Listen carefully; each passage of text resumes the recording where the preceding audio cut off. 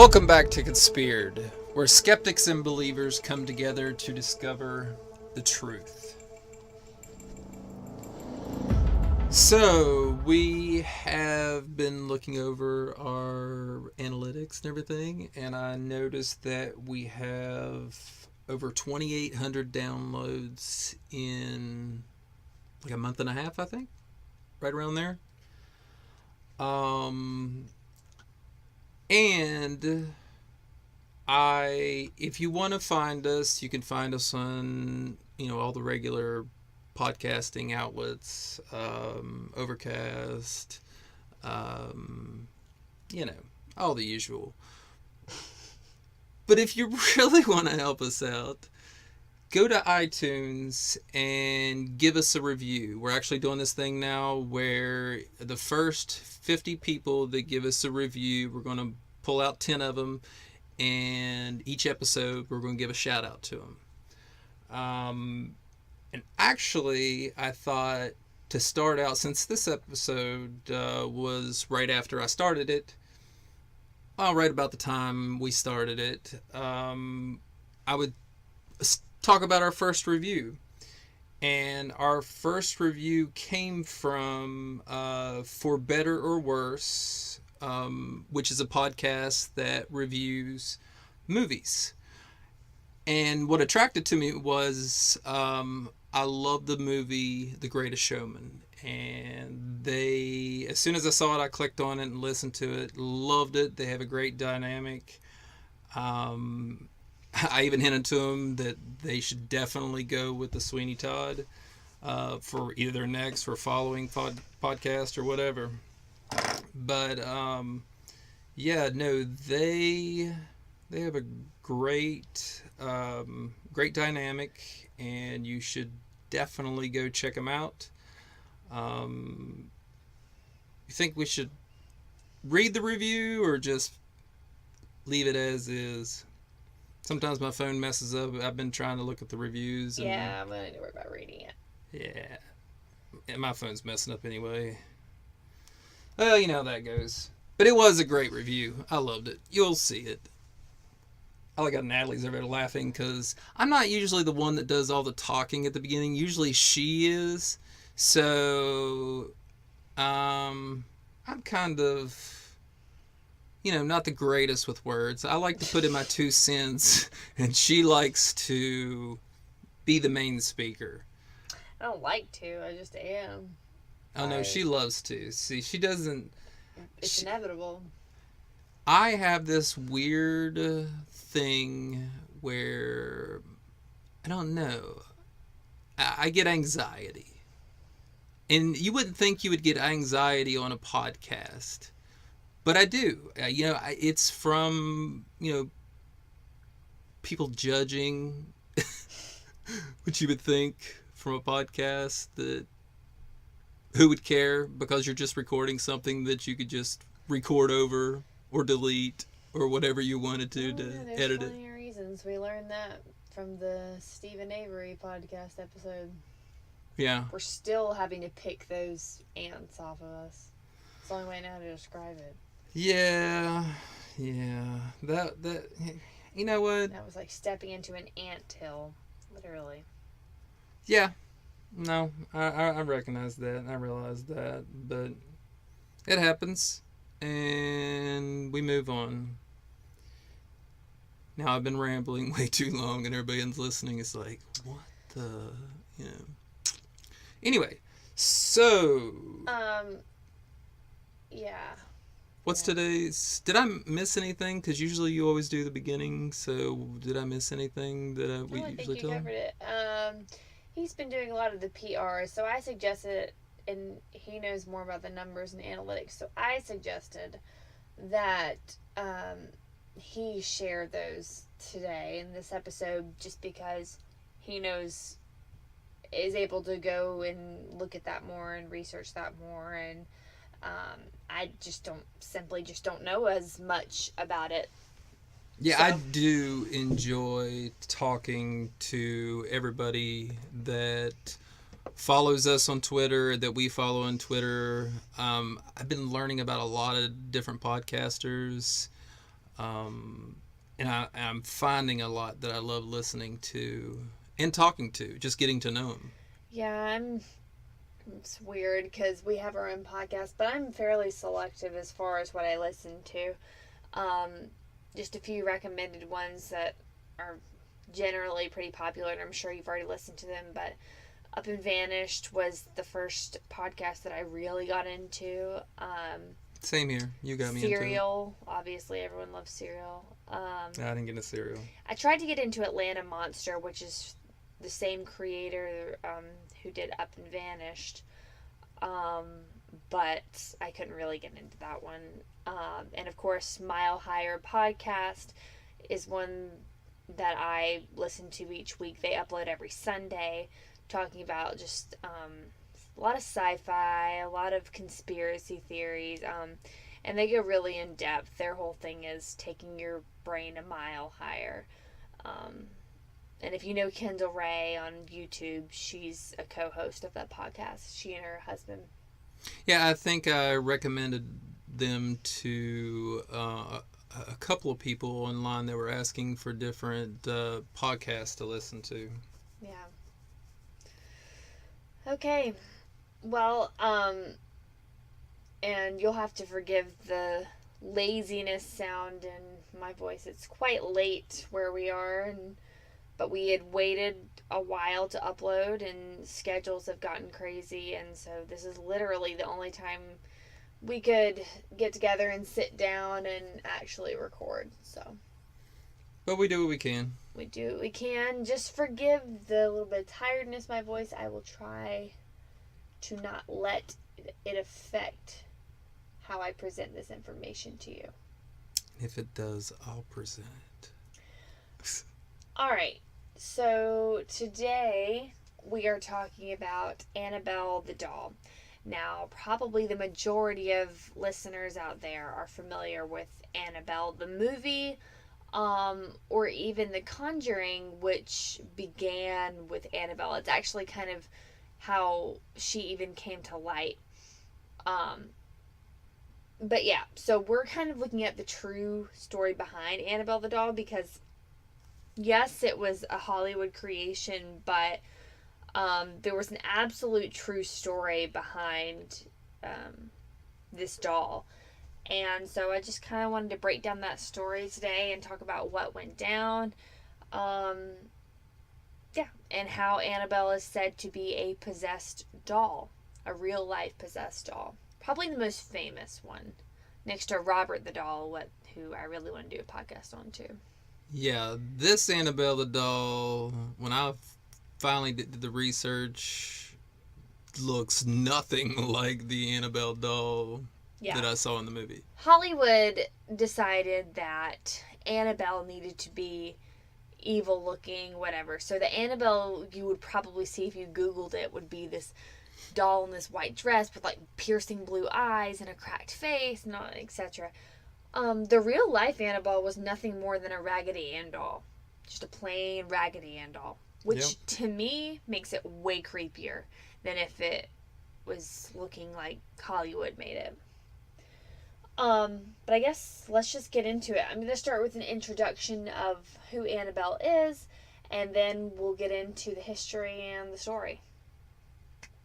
So, the movie Annabelle was based on an actual allegedly possessed doll, and it was a prequel to the other hit movie, The Conjuring. Ed and Lorraine Warren were two significant characters in both movies, and they were actually real-life demonologists. So Ed and Lorraine Warren were real people that were brought into this. Hold on. So they're demonologists. Where do you go to get your degree in demonology? I can't tell you about that. I know that they were extremely Catholic. So you go to the Catholic Church to get your degree. I know that if you are called to the priesthood, you can learn how to become an exorcist. But I know that only a few select priests are chosen to become an exorcist.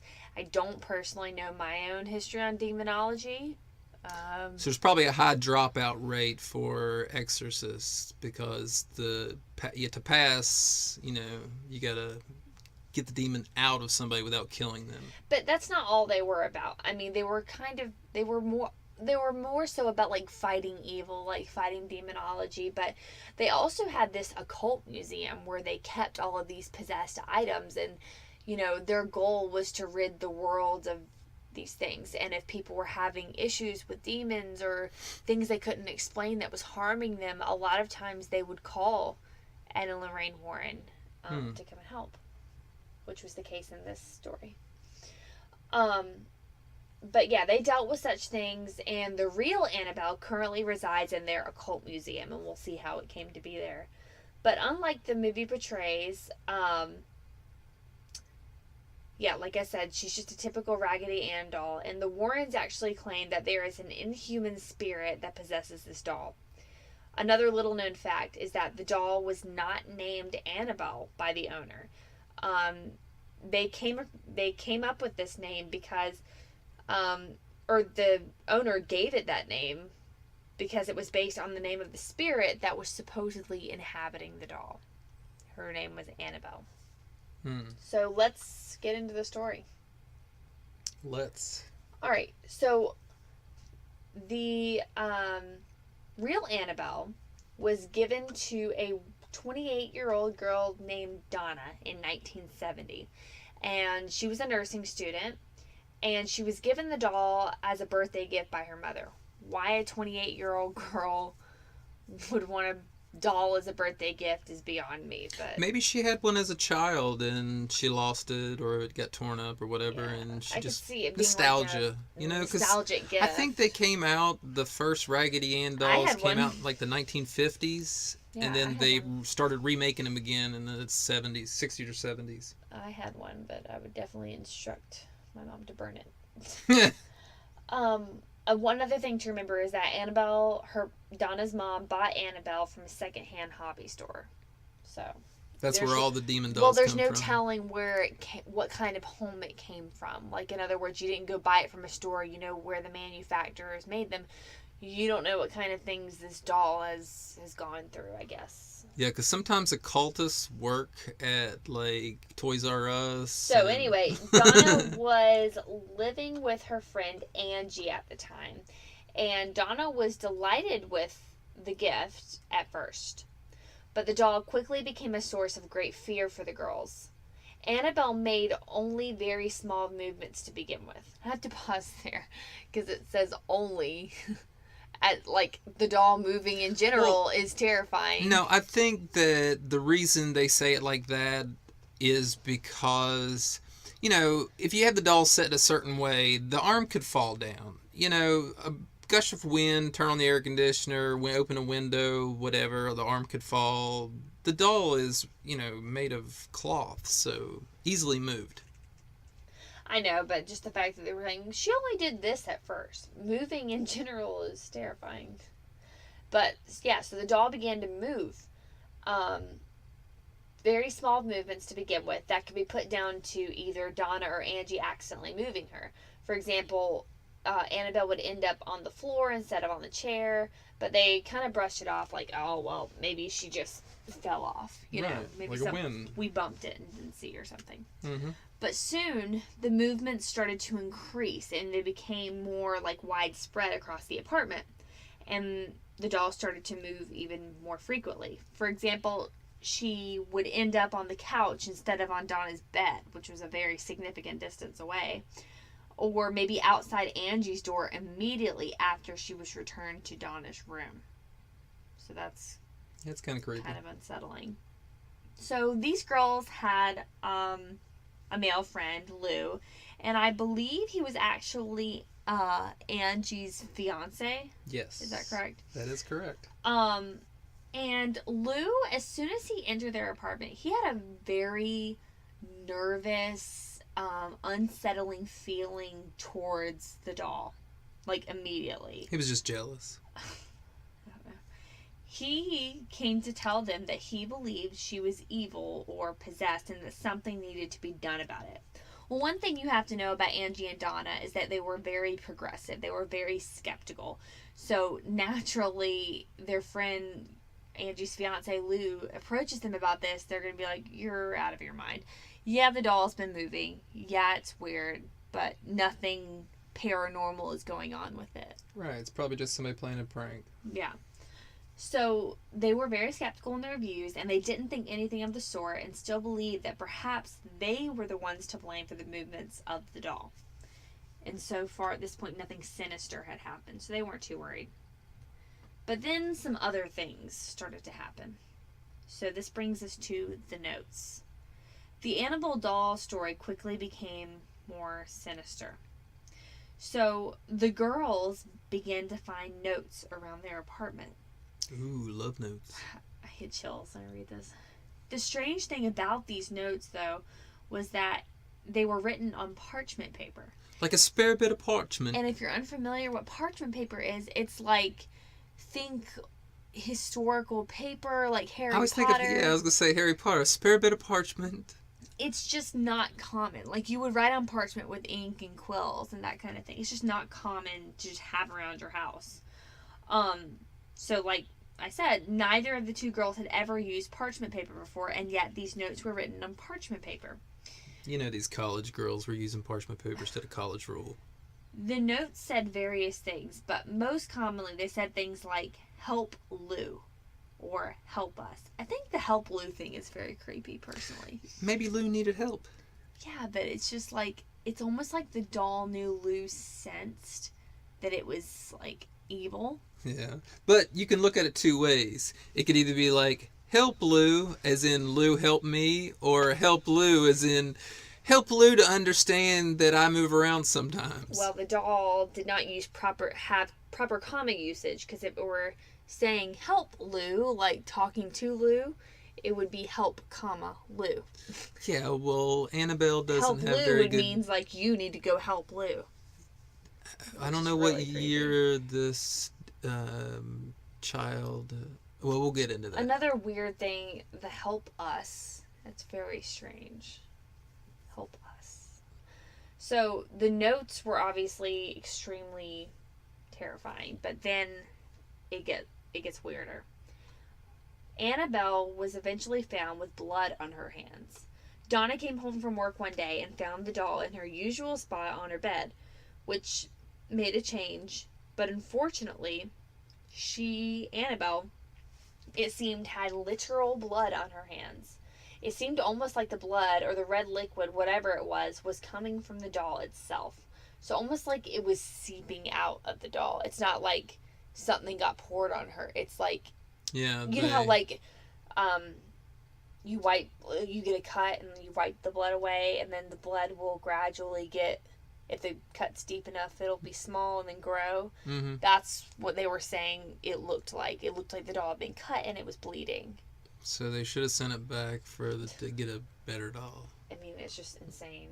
But that was it for the girls, and it was time for them to call in some help in the form of a medium to find out just what was going on with this doll before things got worse. Let me just go ahead and say that I was very disappointed to find out that the first help they went to was a medium. First of all... Who wouldn't go to a medium?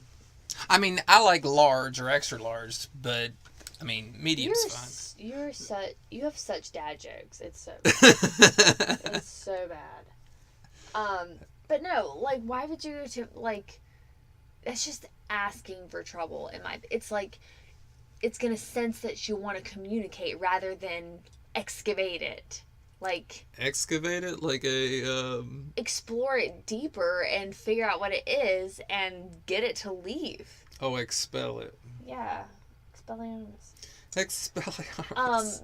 But they call a medium, nonetheless. So the medium sat down with the girls and Annabelle, and they told them the story, the medium, and the medium began to tell Donnie and Angie that where their apartment was on that land, there used to be a field, and a young girl, aged around 7 years old, was found dead there many years prior. When the doll came into their apartment, the little girl was named Annabelle Higgins, by the way. Yeah. Just keep in mind, we've been referencing the doll as Annabelle, but at that time it did not have that name. It was just, I don't even think she named it. It was just a doll. So, Ann. whatever. It's a Raggedy Ann doll. Yeah. So, Like, when the girls brought the dolls into their apartment, Annabelle's spirit was still in the area in which she died. And because she was fond of the doll, her spirit became one with it. But through the medium, Annabelle wanted to tell the girls that she's not allowed to stay unless the girls give her permission. Oh, she's not allowed to. Who's not letting her? So, first of all, I want to know when something's asking for your permission, I don't know what would... Anyway. Look, when vampires ask me to come in, I try to be polite. Invite them in for a pint of blood, you know? Dad jokes, round 4. Okay, so through the medium, the spirit requested that it be able to stay in the doll since it was happy there. And Donna and Angie were like, okay, yeah, very loving, very giving, and they kind of felt sorry for the girl that had been found dead alone in that field, and they wanted the doll to stay because they wanted to give Annabelle a place to reside. So they said, yes, you may live in the doll. What was the other option? I guess I assume she could have went to heaven. They could have said, no, you can't stay here, go on to the afterlife. But no, they refused her to go to heaven, and they said, here, stay in this raggedy doll. I'm dying laughing. Let's see. Okay. So, now we're moving on to another strange... Now, obviously, the events get worse. The more, now that they've allowed this spirit or whatever to move into the doll, they've given it permission. Naturally, the events are going to accumulate and get a little more intense. So this brings us to what happened with Lou. Now, we talked about before how Lou was already very wary of this doll. And obviously the doll might have even been aware of it because it wrote "Help Lou" several times on notes around the apartment. So Dear Lou. Maybe it just was a precursor as to what happens next. So Lou was Donna's friend and Angie's fiance and had been with them since the day the doll arrived. Lou had never been fond of the doll and on several occasions warned Donna that it was evil and to get rid of it. But Donna had a compassionate tie to the doll, and she didn't give much credence to Lou's feelings and kept it. Donna's decision, it turns out, was a terrible mistake. Lou awoke one night from a deep sleep and in panic. Once again, he had a reoccurring bad dream. Only this time, somehow, something seemed different. So, just so I can clarify, Lou had been having bad dreams in the house. Not necessarily very specific, just kind of like a bad feeling, bad omens that went with his dream. So, this one night in particular was a very significant bad dream. But anyway, it was though he was awake and couldn't move, so he was kind of experiencing sleep paralysis. And he looked around the room but couldn't discern anything out of the ordinary, and then something happened. Looking down toward his feet, he saw the doll, Annabelle. And the doll began to slowly glide up his leg, moved over his chest, and then it stopped. Within seconds, the doll was strangling him. Paralyzed and gasping for breath, Lou, at the point of asphyxiation, he blacked out. Lou awoke. I'm sorry. I'm just imagining this Raggedy Ann doll with its little hands around his throat, like, you know this was his dream, though, right? Huh? You know this was his dream, though, right? It says that he awoke from a dream. Yes, he's about to awake, but everything I've said so far is part of his dream. The way I read it online is that... Okay. Okay, keep if you going. want to... Yeah. Alright, so Lou awoke the next morning certain that it had not been a dream. Lou was determined to rid himself of that doll and the spirit that possessed it. Lou, however, would have one more terrifying experience with Annabelle. Preparing for a road trip the next day, Lou and Angie were reading over maps alone in her apartment. The apartment seemed eerily quiet, and suddenly rustling sounds that were coming from Donna's room aroused fear that someone had possibly broken into their apartment. Lou was determined to figure out who or what it was and quietly made his way to the bedroom door. He waited for the noises to stop before entering and turning on the light. The room was empty except for Annabelle, whom was tossed on the floor in the corner. Lou scoured the room for forced entry, but nothing was out of place. But as he got close to the doll, he got the distinct impression that somebody was behind him. Spinning around, he was quick to realize that nobody else was there. Then, in a flash, he found himself grabbing for his chest, doubled over, and was cut and bleeding. He lifted up his shirt. His shirt was stained with blood, and upon opening his shirt, there on his chest was what looked to be 7 distinct claw marks. 3 vertically, 4 horizontally. All were like hot burns. The odd thing about this was that these scratches healed almost immediately, half gone the next day and fully gone by day 2. And no scars. And no scars. Hmm. And there is photographic evidence of this if any of you are interested in seeing this. Obviously, he took pictures of it. Of the scratches? Of his scratches. And it was just more so than anything else the final straw, because something had finally physically harmed one of them. I know you want to say something. No, I'm not going to. Go ahead. I was going to say the Raggedy Ann hired Freddy Krueger to come in and take care of Lou. But all right. I know you have a skeptical attitude about some of this stuff. But it's just like we talked about before. And you and I have had this conversation several times I know before. you're going to bring up aliens. Yes, and because if Stephen that's your go-to, Stephen Hawking. Because you have said yourself that you don't deny that aliens could be real. That's but difference. No, it's not. You have to realize that there are some people in the world that think it's crazy that anybody thinks that aliens exist, and they're a bunch of crazy people. Okay? I'm not saying...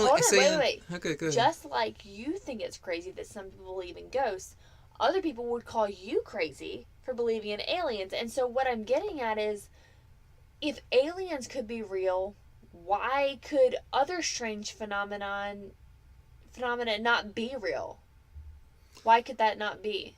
Because when I think of alien, I just think of living creatures or beings, because there are billions of galaxies. So there could be 1 or 2 or many galaxies that went through what Earth went through and was able to form, beings. I understand, but I think you're thinking of aliens like fungus or plants or something that's not alive and does not have our level of intelligence. It is alive, but doesn't have our level of intelligence. It may or may not have our level of intelligence. But what these scientists are saying is that there's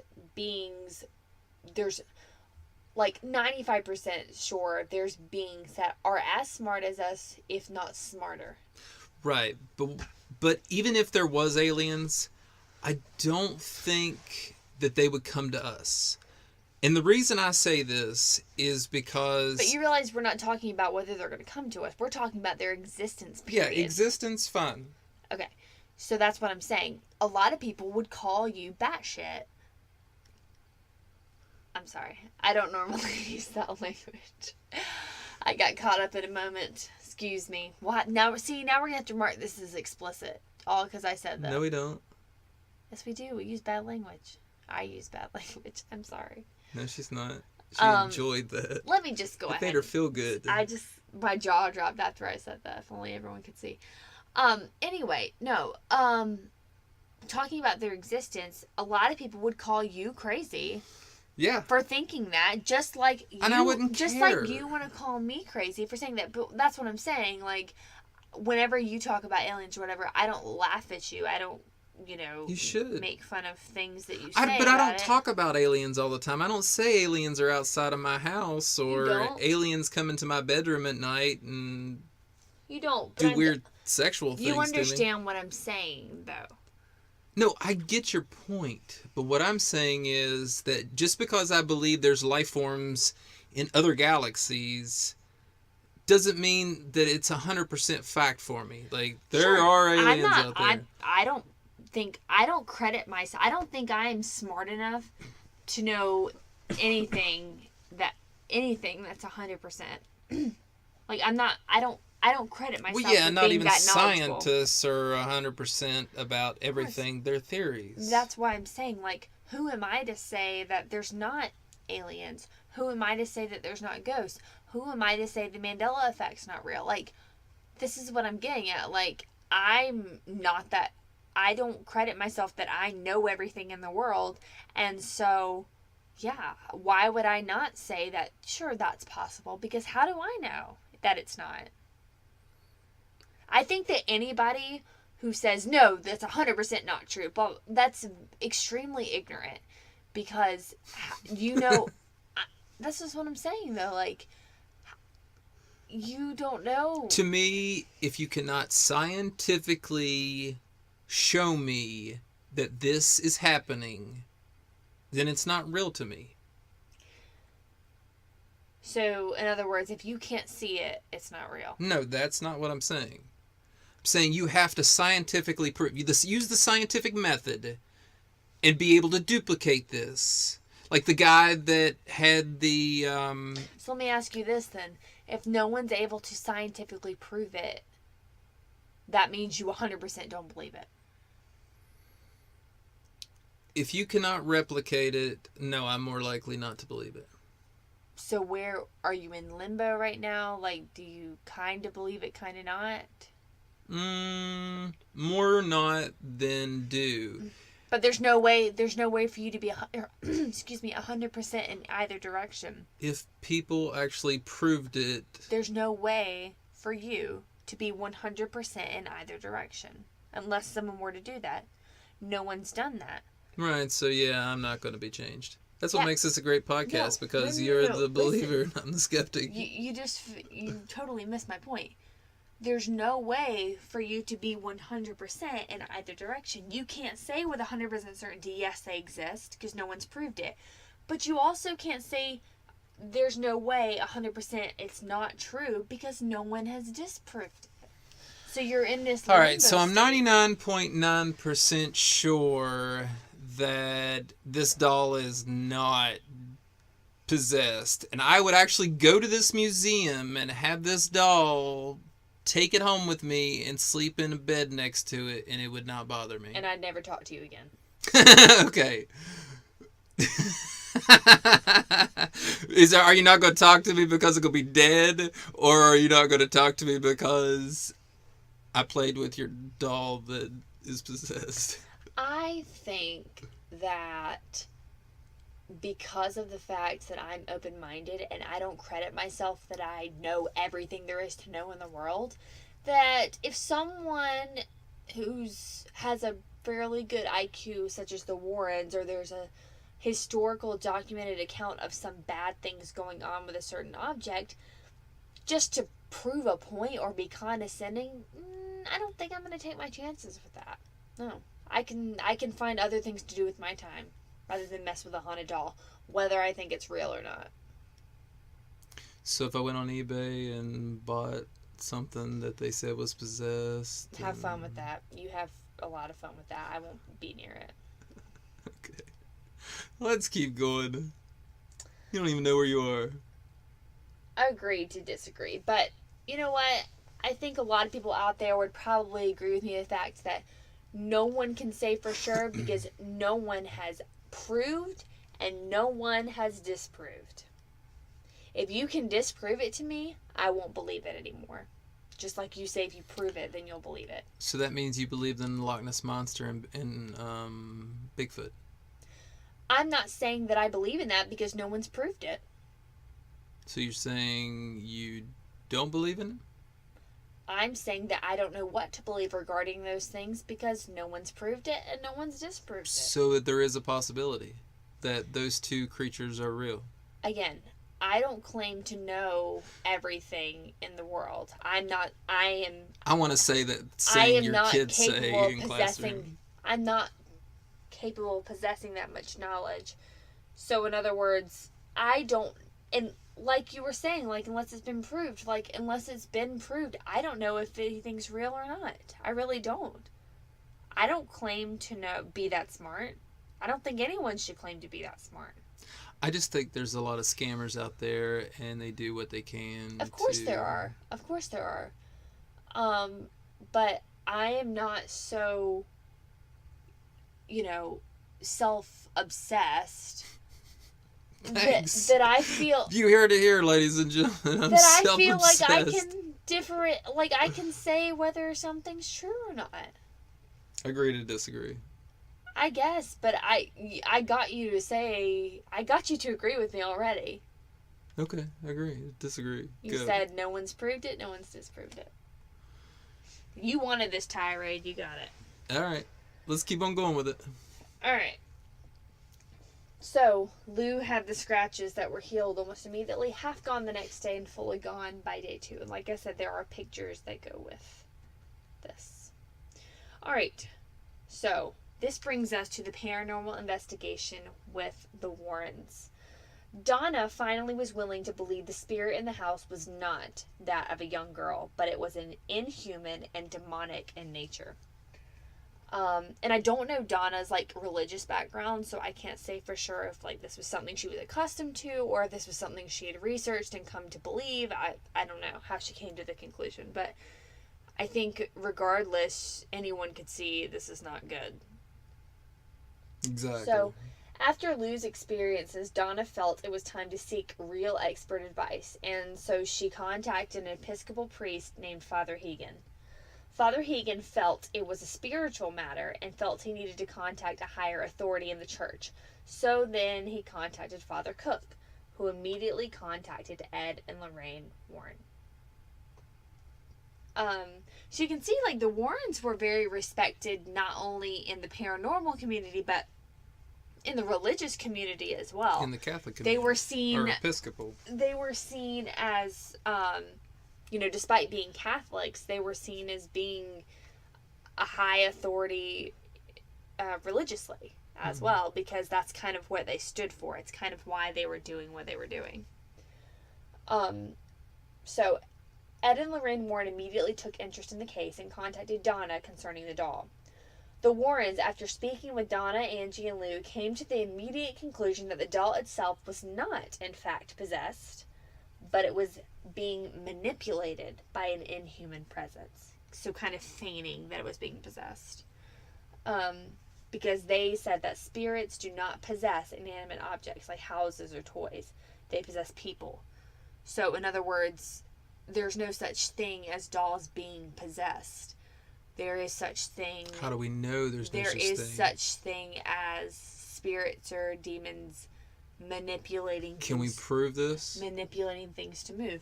No, this is what they're saying. So that means that spirits could... I'm explaining their theory to you. I know, I'm just messing with you. Okay.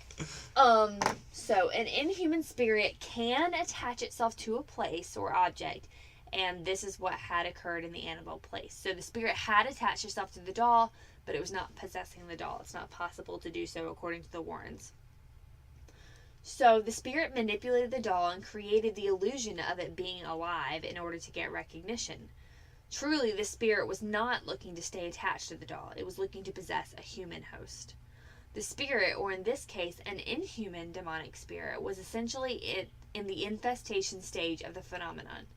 It first began moving the doll around the apartment by means of teleportation to arouse the occupants' curiosity in hopes that they would give it recognition.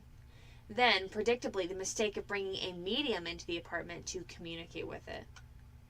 Let's see, so they knew that was a mistake too.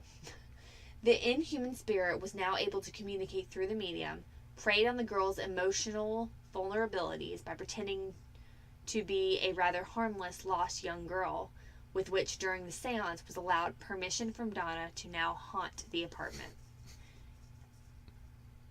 Sorry, I can't help it. They gave her permission, like, here you go. Yes, you can live with us for a little while. You can be my doll. I think on this podcast we need to send you to one of the most haunted places, at least in this state, and we'll let you do a podcast from there. And I wish you luck. Okay, that'd be great. Okay. I will be there. Where would be the hauntest place in South Carolina? New podcast, new time. But I think that would take the smug laugh off of his face. So for those of you who like listening because you are open-minded to conspiracy theories and the paranormal, I apologize to you on behalf of him. But one day we'll get him to get the smug laugh. And for those of you who enjoy my half, thank you for listening. I don't know why they would listen if they just... Go on. Okay, so, sorry, I couldn't find my place. So, they determined that it was a negative spirit, and it then set about causing patently negative phenomena to occur. For instance, it aroused fear through the weird movements of the doll. It brought about the materialization of disturbing handwritten notes, the symbolic drops of blood on the doll, and ultimately it even attacked Lou, leaving behind the symbolic mark of the beast. The next stage... Wait, it left a mark of the beast on Lou? I thought it was just 3 scratches across and 4 apparently horizontal. that was the mark. I thought the mark of the beast was 666. I'm not sure. I've heard that too. I've heard a couple different ones. The next stage of the infestation phenomenon would have been complete human possession. So I've heard priests talk about this too, that there's different stages of possession. One is, recognition, like getting itself to be noticed, and then invitation, and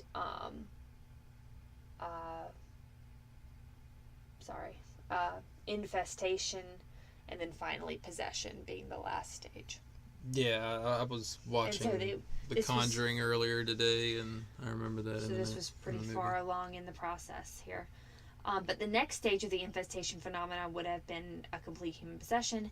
And had these experiences lasted another 2 or 3 more weeks, the spirit would have completely possessed, if not harmed or killed, one or all of the occupants in the house. Is it always 2 to 3 weeks? According to the Warrens. Okay. So, at the conclusion of the investigation, the Warrens felt that it was appropriate to have a... Help me out here. Recitation of an exorcism blessing by Father Cook to cleanse the apartment.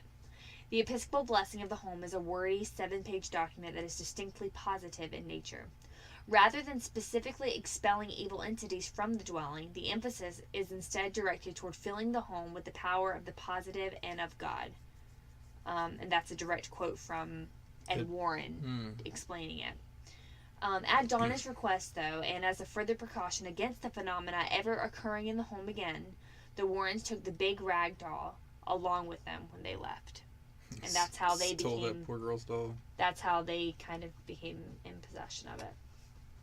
So, in conclusion, Father Cook, although uncomfortable with his role as an exorcist, agreed to perform the 7-page rite of exorcism, a doctrine he recited throughout the apartment, at which point the Warrens were confident the entity would no longer reside there.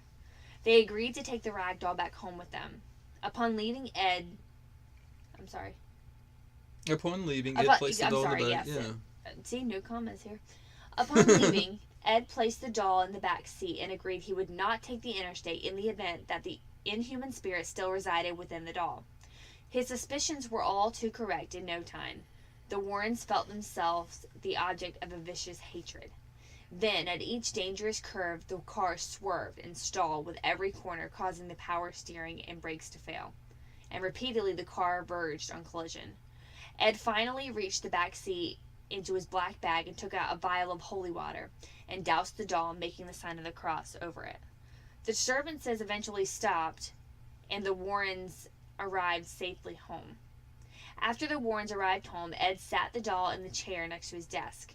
The doll levitated a number of times in the beginning, and then it seemed to fall inert.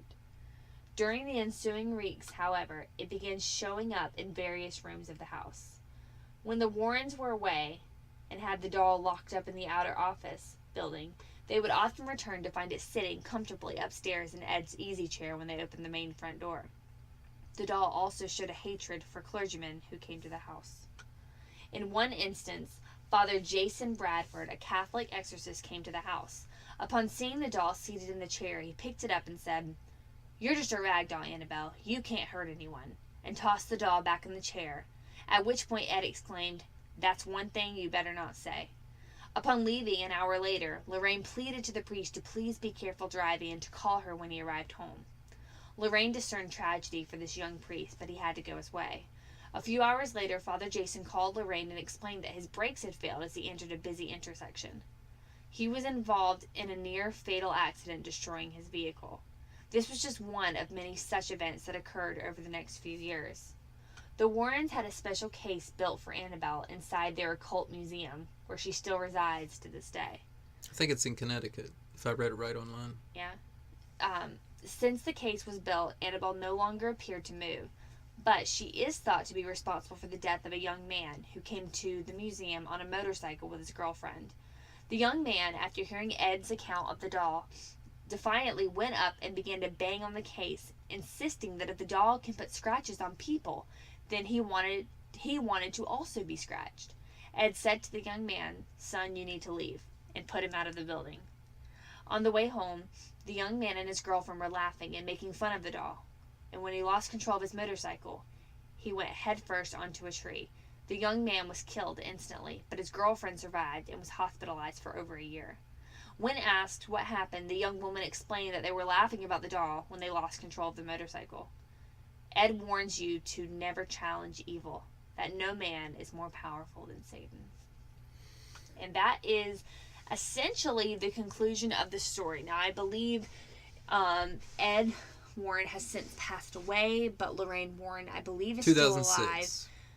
I'm going to go into that on this extra that I added. She's still the owner of the museum, and I believe you can still go see it. All right, so my notes on this. The Warrens are known by a lot of people to be tricksters. One of their earliest hoaxes was the Amityville Horror. They were a couple of the few... Wait. Can I just clarify something? Is all of this that you're going to be talking about, is this all trying to prove that this is all not real? Well, of course. That's what this is all about. Okay, but just so you know, I didn't know you were going to be saying any of this, and I can tell you one thing. The Amityville Horror was a real thing. Okay, let me... I'm just saying I don't have a way to have rebuttals for this because I wasn't prepared to research. I thought we were talking about Annabelle. I put it in there. I put it in the notes before You didn't tell me you added earlier today, and I said I added notes. I told you. Yeah, but you didn't tell me you were going to be bringing up new things that I hadn't researched. It'll be all right. I'm just saying it's not really a fair debate, but that's fine. Okay. So one of their earliest hoaxes was the Amityville Horror.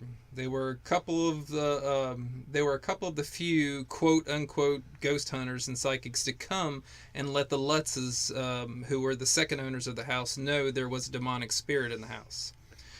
The truth behind the Amityville Horror was finally revealed when Butch DeFeo's lawyer, William Weber, admitted that he, along with the Lutzes, this is a quote, created this horror story over many bottles of wine, unquote.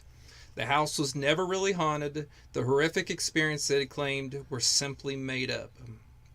Another hoax was written in a book called The Devil in Connecticut about a teenager named Arnie Johnson who murdered his landlord while possessed by demons he had inherited from a little boy named David Glatzel. After David was given an exorcism arranged by the Warrens, Carl Gladson Jr., David's brother, sued the Warrens on the grounds that his brother was mentally ill and needed help from real doctors. Carl stated that the Warrens promised his family that they'd become millionaires if they would insist that the boy had been plagued by demons instead of a mental disorder. He also stated that they promised that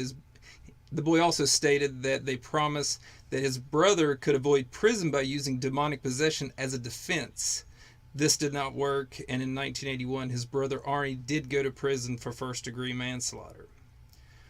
When the Warrens were writing In a Dark Place, which is the book upon which the 2009 film The Haunting in Connecticut was based, they contacted horror author Ray Garton to help. Garton went into this thinking that he'd be interviewing a family who he believed they were being haunted, but found out pretty fast that the family was deeply troubled. The family couldn't even keep their story straight when Garton told this to Ed Warren. Warren responded, quote, All the people who come to us are crazy. Just use what you can and make up the rest. Make it up and make it scary. That's why we hired you." End quote. Although Ed passed away in 2006, Lorraine kept things going by acting as a consultant for the 2013 film The Conjuring. Hollywood loves the Warrens. Annabelle Creation was the latest in a list of films they receive royalty for because they're based on their stories.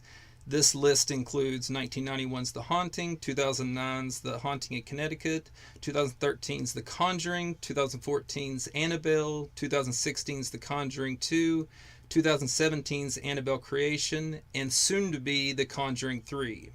One of the most famous, quote, based on a true story films, The Conjuring went on to become one of the highest grossing horror films of all time.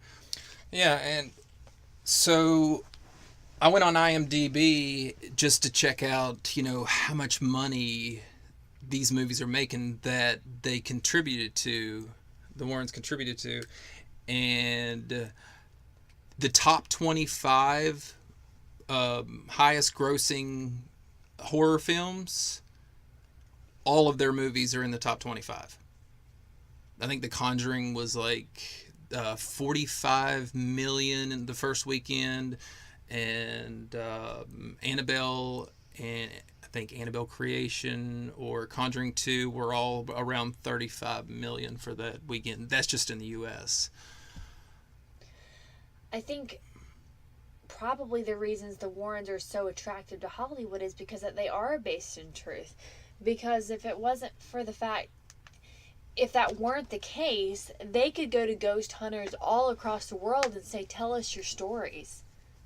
But these ghost hunters are not as credible as the Warrens. Therefore, the Warrens must have some element of truth in their stories. Otherwise, no one would find them as creepy, and no one, Hollywood, wouldn't bother. They would just credit them with all I see what you're saying. Now I want to make sure everybody knows that these quotes that I'm getting, these are just Googled. I mean, somebody could have made them up for all I know. But, the Warrens could just be great storytellers. This is what happened, and it's a great story. Just like it's kind of like the Dear David episode. Obviously, everything that happened to them is not like a Hollywood movie. No, So I'm not saying it is. see- Hollywood makes everything I out to could be see way where they more would- than what it is. Yeah. I could see where they would take something that happened to them and just let Hollywood embellish it. Maybe one creepy thing happened that was true, and Hollywood took it and ran with it. Maybe there was maybe Annabelle was wrong. Maybe all of this did happen, or maybe the doll was just moving every now and then, and that was weird to them, and they told people about it. And Right. I didn't find anything about them lying about, Annabelle, or, the quotes that I gave about how they were saying, just do what you can with what we give you. And I think another thing that gives the Annabelle story more credibility is the fact that it is their most I don't want to say prize, but it's their most, I guess, popular item in their occult museum. In other words, it's one of the most in their opinion, if not one of the, or if not the most haunted thing in their occult museum. And I feel like, all of this was so extreme to us, and it's maybe this did happen, and this is the most extreme thing that's ever happened, and that's why it's their most prized possession, or infamous possession. Infamous, yes. I saw the picture with Do you the understand what I'm glass getting at, and the though? sign on it. With Positively do not touch. Yeah, That's what it positively do not touch. says. Do you understand what I'm saying, though? I don't know if that's real. I don't know if they're frauds. I don't really have the research to back it up, but I'm just saying that, I can't say that there are frauds. I can't say that they are not frauds. From what I've read, from just sitting around and doing Google searches and stuff like that, it's not like you could do real research on paranormal stuff and be like, oh, well, this was scientifically done. No, You have to, with things like this, unfortunately, it's probably always going to be someone telling you this happened to me. Exactly. But it, it's in the same respect of something to, you're telling somebody a story and it's nothing incredible, but you're just saying, hey, you won't believe what happened to me this morning. And then someone's like, oh, yeah, right. It's like, no, man, it really happened to me. And it's just a matter of if people believe you or not. Exactly. It's and like, that's I what spilled coffee that's on what me I'm this trying to say. It's like someone's like, oh, I spilled coffee on me this morning. They're like, I don't believe you. Show me your stained shirt. And it's like, well, my shirt dried. It's like, yeah, oh, yeah, sure it did. You know what I mean? Like, well, obviously, well, no, I'm not going to get into that. But what I'm saying is that, yes, it's a great story. I love the story. I don't believe it, but I think it's a great story. Just like the Dear David. Remember when we talked about Dear David, that Dear David episode? Like I'm still, and this is just my belief, I can't say I believe it, and I can't say that I don't believe it. Because You believe it. Because I don't know enough to say either way. You can say it. But see, here's the thing. Has anybody disproved this? It's kind of hard to disprove. Exactly. So how can you say that you 100% with 100% certainty don't believe it if no one's disproved it? I just don't believe it. My brain will not allow me to believe it. Because you have a preconceived notion in your head. Yes. That paranormal things do not exist. Exactly. And you'll never get past that. Pretty much. Right. And so it's just, that's just the way it is. That's just the way you are, but that's the way a lot of people are. Sure. But hopefully, I've opened our listeners' mind and your mind to the fact of, you can believe. There's no way to. You should be open-minded. There's no reason to not be open-minded because there's no one in this entire world that knows every single thing about the world around us. There's no one. Yeah, I know that. I understand that. So what I'm getting at is, how do you know that's not real? I don't consider myself smart enough to know that that's not real. That's all I'm saying. Okay. We'll end it with that. So, that was the story, the historical story or fictional story of Annabelle. I just kind of wanted to give you guys a little bit of background off the hit Hollywood movie. I personally didn't enjoy the movie. I thought it was kind of cheesy. The Conjuring was way better than Conjuring Annabelle. Was really good. Annabelle was a mistake because it wasn't scary because they made their own movie. By the way, if you see the movie Annabelle and you've listened to this podcast, go watch it and look how different it is. It has nothing to do with the real story. Yeah, nothing's the same. I think they kept the note writing. No, they did keep the note writing. Did they keep the note writing? The note writing? writing was even in the Conjuring. Like I said, I just watched The Conjuring today, and Annabelle's in it. Yeah. But honestly, I think this would have been a good movie had they just played it out the way it's said to have happened. No, I agree. But the only problem is that Raggedy Ann doll. I think that's creepier than the doll. That's my opinion. Really, I thought they did. I thought they did a great job making that Annabelle. In my opinion, well, they made it all Hollywood. I think that they should make Annabelle versus Chucky, or Annabelle and Chucky get married. Chucky. Chucky is based on Robert the Doll. Yeah, I think you told me that at one point. One day we'll do a podcast on Robert the Doll. He's totally like crazier than Annabelle. He's scary. He's a historical haunted doll who's located in Key West, Florida. But that's for another podcast. Alright guys, well let us know what you think in the comments. Do you think this story was real? Are you smart enough to know that this is not real? Are you a world... Is she being sarcastic? Are you a worldly person who knows everything? I love knowing everything. I know. You are... I'm so proud that I'm doing a podcast with someone who knows everything about the world. What would you do on this podcast other than just tell stories? I don't know. I'm just glad that whenever I'm wondering about something, I can turn to you and you can tell me if it's real or not. I just love that. And I love that we can sit around and have like a candle on the table and you can tell ghost stories. Yeah. and you know so much about the world that you can tell me that's not real, and then I can feel relieved. Exactly. All right. Thanks for listening, guys. Thanks for listening. We'll see. Give us some reviews on iTunes. Definitely. We'll let you know on Twitter, Instagram, what our next podcast is going to be. We hope you enjoyed this little paranormal podcast. I know it's been a while since we've done one. It kind of overwhelmed me with true crime, so it was good to get back to some paranormal tonight.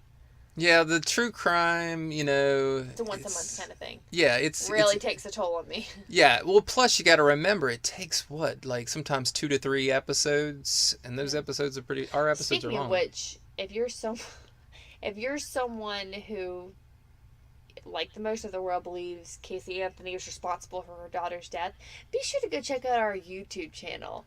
There's a fun guy who's been making comments who vehemently believes that Casey Anthony is innocent, and his comments are quite entertaining, so be sure to check that out. It is pretty funny. All right, guys, well, thank you for joining us tonight, and we will see you. We'll listen. No, they'll listen to us, won't they? We're going to try to post something soon. I'd like to maybe do our what were you calling it? Personal stories. Yeah. Maybe this Sunday. Maybe so. Just a short one. Sure, I'm down. You know how our short ones are never short. Yeah, like this one was supposed to be 30 minutes. Exactly. Anyway, all right. Well, thanks for listening, guys. Yeah. And we will talk with you next time. Conspire.